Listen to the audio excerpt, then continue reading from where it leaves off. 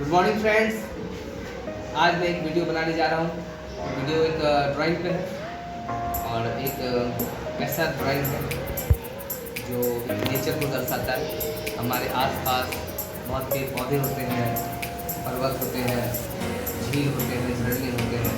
तो उस नेचर को दर्शाने का जो एक तस्वीर है वो मैं आज इस वाइट बोर्ड पे उतारने जा रहा हूँ।